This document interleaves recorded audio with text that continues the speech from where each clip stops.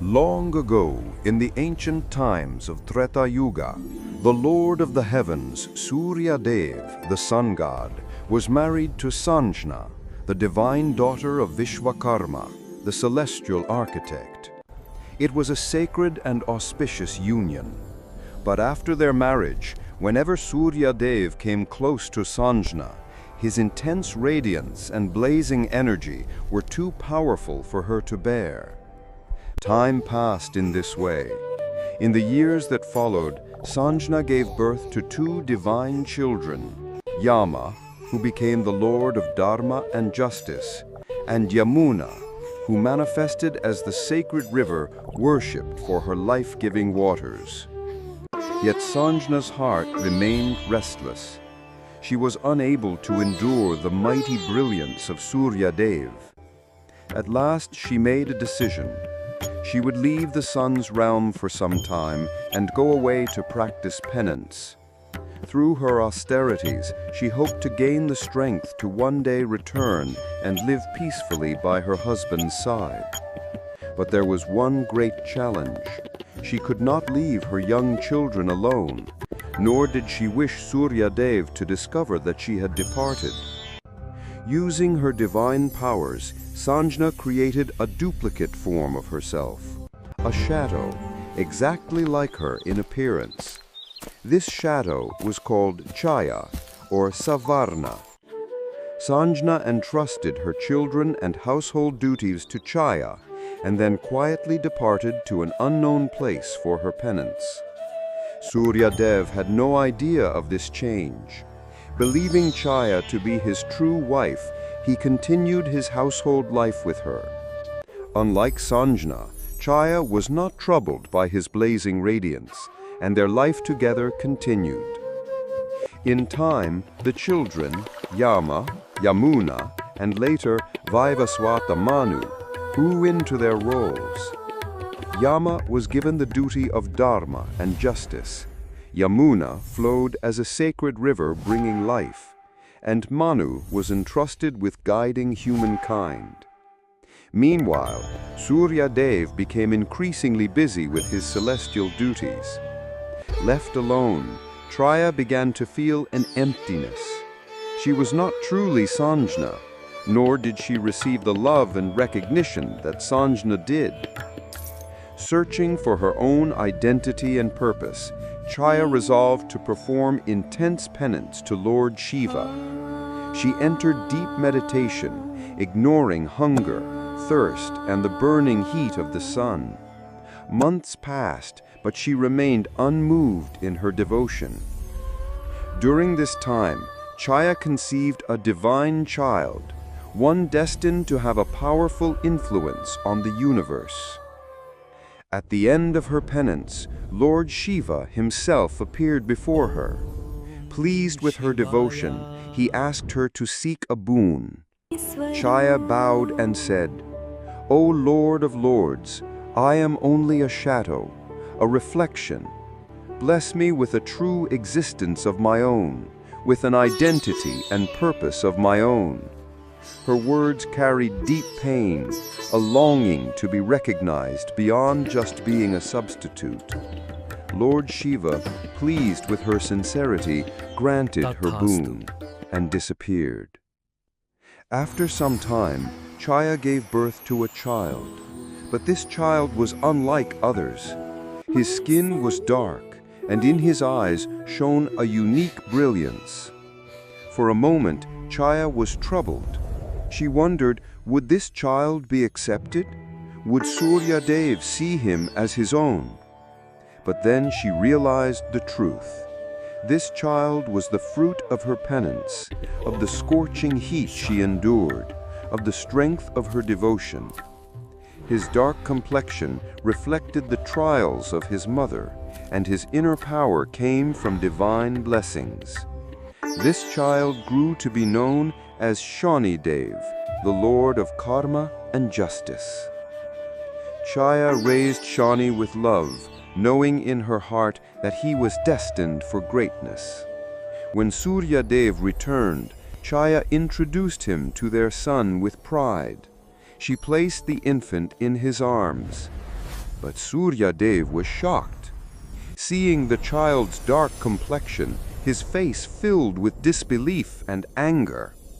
"This cannot be my son," he declared sternly. "I see none of my radiance in him. He does not carry my form or my glow. This child is not mine." With those words, Suryadev refused to accept Shani and turned away in anger. Chaya was heartbroken. Her sacrifices and penance had resulted in rejection and sorrow. From this moment began a deep rift, a distance between father and son that would shape their destinies. As Suryadev distanced himself, Chaya devoted herself entirely to her son. Shani Dev, growing under her care, became her only support. From birth, Shani carried immense power, the result of his mother's penance and Lord Shiva's blessings. Along with strength, he inherited an intense nature, a fiery temper, and the pain of being denied acceptance. Even at a young age, Shani displayed extraordinary might. He defeated Gandharvas in battle and even challenged the gods themselves. His anger fueled his strength, which shone through his gaze, his courage, and his unyielding words. But beneath all this was a deeper truth. His anger was born of the rejection he felt from his father. Shani's one burning purpose became clear: to surpass Suryadev in power and to break his pride. And thus began the story of Shani Dev's strength, his justice, and the long and complex relationship between father and son. As time passed, the anger inside Shani Dev grew deeper. To bring him some balance, his mother Chaya found a solution. She arranged his marriage with Chitrath, a gentle, noble, and virtuous young woman. After marriage, Shani Dev's nature became calmer. He began to lean more toward meditation, discipline, and spiritual practice. One day, while Shani Dev was absorbed in deep meditation, his wife Chitrath came to him and expressed her desire to have a child. But Shani Dev remained silent. Even after repeated requests, he gave no reply. This silence felt like an insult to Chitrath. Hurt and overcome with sorrow, she spoke words in anger, a powerful curse. "From this moment, if you even cast your gaze upon anyone, their destruction will be certain." This curse was extremely strong. It bound the power of Shani Dev's very eyes. When his meditation broke, Shani Dev realized what had happened. He tried to console his wife and calm her heart, but Chitrath herself was filled with regret, for the curse once spoken could not be taken back. Since the curse was unchangeable, Shani Dev took a vow. From then on, he would always walk with his head lowered, so that his gaze would not harm anyone unintentionally. Soon, the news of this reached across the worlds. When Shukracharya, the teacher of the Asuras, heard of it, he came to Shani Dev along with Rahu, the commander of the Asura forces. Shukracharya advised Shani Dev to use this curse as his greatest weapon against the Devas. But Shani Dev, who always stood on the path of justice, clearly said, "The strength that has come to me will never be used for injustice or selfish gain." With this, he advised Shukracharya and Rahu to leave. Meanwhile, after years of penance, Sanjana had finally gained the ability to withstand the radiance of Suryadev. One day, she returned from the earth back to Suryalok. But when she learned that Suryadev had lived with Chaya, believing her to be Sanjana, and that from her a son Shani had been born, her heart was shaken. She revealed the full truth to Suryadev, how she had left Chaya in her place and gone for penance on earth. Hearing this, Suryadev's anger flared. He not only expressed his fury toward Sanjana, but also considered Chaya and Shani as symbols of deception. In his rage, he banished both of them from Suryanuk. With no place left for them, Chaya and Shani Dev went down to earth and settled in a quiet and beautiful forest. There, Shani Dev lived with his mother, and in that forest he befriended Kakraj, a wise and extraordinary crow. Shani grew deeply attached to Kakraj, and slowly the forest began to feel like home. But destiny had something else in store. Some years later, Suryadev discovered Shani Dev's place of living. Still burning with pride and anger, he unleashed a blazing fire of his divine energy to destroy that forest. Flames spread everywhere. Chaya, being a shadow, managed to escape the fire, but Shani Dev was trapped in the raging blaze. Crying out in anguish, Chaya pleaded, "Is there anyone who can save my son?" Her sorrowful call echoed through the universe. At that moment, Kakraj appeared from the sky. He swooped down swiftly, grasped Shani Dev in his strong claws, and lifted him away from the fire. Kakraj carried Shani Dev to his own realm, Kaklok, the divine world of crows. There, Kakraj introduced Shani Dev to his mother. Filled with compassion, she welcomed Shani with maternal affection and said, "My son, live here. Consider this your true home." For the first time, Shani Dev, who had faced rejection, fire, and pain, was embraced as a son. With gratitude, he agreed to stay in Kaklok. Time passed, and in Kaklok, Shani Dev devoted himself to penance, meditation, and discipline. Kakraj and his mother cared for him like family. But soon, news reached Indradev that Shani Dev was living in Kaklok, and that his strength was continuously growing. Fearing that this rising power might become a threat to the heavens, Indradev became restless. One day, while Shani Dev and Kakraj were away, Indradev seized the opportunity. He attacked Kaklok with his forces. In this merciless assault, countless innocent crows were killed. The greatest loss came when Kakraj's mother, who had loved and cared for Shani Dev as her own child, was slain in the battle. When Shani Dev and Kakraj returned, they were shaken by the devastation. Kakraj's heart wept in grief, while Shani Dev's heart blazed with fury. His eyes burned like fire, his lips fell silent, and within him erupted a volcano of vengeance. Shani Dev gave half of his power to Kakraj and mounted him. Together, they soared into the sky like a storm and headed toward Swagalok. At the time, in the heavens, Indra and the other gods were rejoicing with music and soma. Suddenly, a thunderous roar echoed across the skies. All eyes turned to see Shani Dev riding on Kakraj was approaching like a dark storm. His very presence shook Swagalok. The gods armed themselves, preparing for battle. But as soon as Shani Dev stepped into Swagalok, the fierce energy of his cursed gaze had already weakened them. From his eyes blazed fire, and with that, Indra and the other gods fell to the ground, powerless, unable even to lift their weapons. Shani Dev showed no mercy and began to attack the gods with their own weapons. The heavenly realm turned into a battlefield, and Indra along with the other gods had to flee in fear, disappearing to save themselves. Terrified, the gods began calling out only one name. "Suryadev, protect us!" They all went to Suryadev and pleaded, "O radiant Lord, please stop your son Shani Dev, otherwise all the worlds will sink into darkness." Hearing this, Suryadev entered the heavens. His light and aura once again illuminated the skies. Suryadev said to Shani Dev, "My son, give up this anger, end this war." But Shani Dev firmly refused. He replied, "When injustice was done, no one came forward. Now it is time for justice."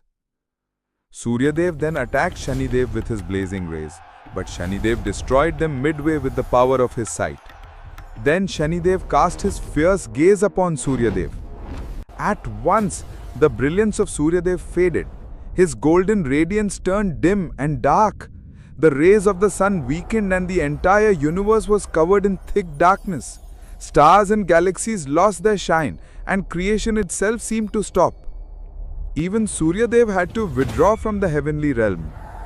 The gods, with the little strength left in them, somehow reached Mount Kailash on earth. Falling at the feet of Lord Mahadev, they narrated everything with tears in their eyes. Lord Mahadev first scolded the gods for their pride, injustice and wrong actions. But then, understanding their pain, he assured them that he would soon restore balance in the heavens and return their powers. After this, Mahadev sent a group of his Shivganas along with the gods to the heavenly realm. There they challenged Shanidev to battle. Shanidev appeared calm and serious. Without anger, he accepted the challenge. A fierce war began. With his gaze and power, Shanidev quickly made the Shivaganas powerless. They fell to the ground like lifeless statues.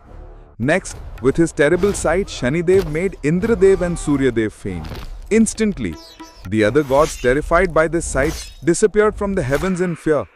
Shanidev then took the crown of Indradev, declaring his authority. He imprisoned both Indradev and Suryadev in the heavenly prison. Some gods like Agnidev and Varundev escaped and returned to Kailash. There, they begged Lord Mahadev to personally come and put an end to Shanidev's rule. Hearing this, Lord Mahadev closed his eyes for a moment, and in the very next instant, he vanished. Meanwhile, in the heavens, Shanidev had established complete rule. He was preparing to give severe punishment to Indradev and Suryadev when suddenly a divine storm shook the skies. A wave of powerful energy spread everywhere, and then Lord Mahadev himself appeared. When Mahadev saw that Shanidev had taken full control of the heavens, imprisoned Indradev and Suryadev, and driven the other gods into hiding, he ordered Shanidev, "Stop this at once. Free the heavens." But Shanidev, who had suffered insult, neglect and injustice for so long, stood with his head bowed and yet refused to obey. Mahadev spoke sternly, "If you cross the limits of justice, then battle will be the only solution." Hearing this, Shanidev trembled. Sensing the immense power of Lord Mahadev, in fear he made a grave mistake.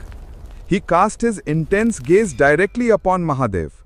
But this was Mahadev, the Lord of all, the Supreme. He slightly opened his third eye. Just a spark of energy from it was so powerful that Shanidev was struck down and fell from the heavens towards the earth. As Shanidev fainted, the gods regained their powers. Falling to the earth, Shanidev crashed through trees and finally landed on a peepal tree, severely injured. It seemed as though his end was near. Yet after some time, he regained consciousness. Realizing the greatness and grace of Mahadev, Shanidev, lying helpless on the peepal tree, went into deep meditation. So weak that he could not even blink his eyes, he still remained in unbroken penance for years. Finally, pleased with his devotion and steadfastness, Lord Mahadev appeared before him.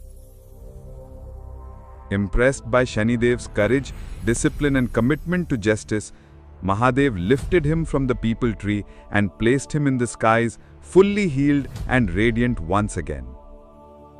Lord Mahadev gave him a divine trident and established a special realm called Shanilok, where Shanidev would judge the actions of all beings based on justice. In the presence of all the gods, Mahadev declared Shanidev as the Lord of Justice and the supreme judge of the universe. Witnessing this, Indradev, Suryadev and the others deeply regretted their past behavior. Especially Suryadev, who felt immense sorrow for the injustice and neglect done to his son.